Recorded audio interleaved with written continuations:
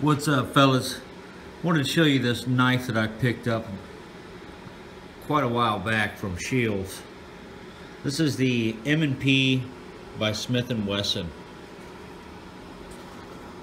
model SW-MP6. It has a stainless steel blade, 4034 stainless steel. A really cool looking knife, man. It's got a nice rubber inlay grip here. It's fairly close to a switchblade as far as action. Very quick. It has a top trigger also that you can put up or down. I believe that locks the blade in also. It has a blade lock. It came very sharp. I'll show you how sharp it is real quick here. Now this ain't no katana or nothing here, so I can't just slice this piece of paper in half, but it does cut it pretty good.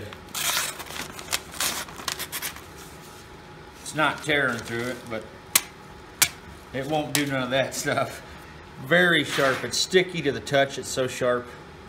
It'll definitely cut right into things that you need to cut into throughout the day.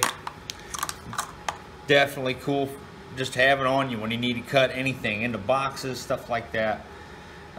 Definitely a good self-defense weapon. It's very stiff. And one of the things I wanted to point out about Smith&Wesson is that during the Civil War, their competitor, the Colt maker of the Colt 45, well, actually his wife made the Colt 45, I think. Either way, their competition sold weapons to both sides during the Civil War, whereas Smith&Wesson chose not to do that, and they only sold to the North. So I got to give Smith&Wesson credit for that. Whether they did it for the right reasons or not, I don't know, but it has went down in history that they were the one gun maker that did not sell arms to both sides of the war, which is just kind of slimy, you know. I believe Colt's wife made the Colt 45 Peacemaker, not him. So I don't know what Colt was actually responsible for that any of us would know about, but he was just kind of a sleazy, rich, slimy man who would sell weapons to both sides in a war of their own country. That is just slimy.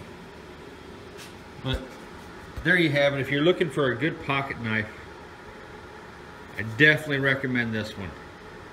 This is one of the coolest pocket knives I've had. Got a really nice ergonomics to it. Perfect ergonomics. You can see that.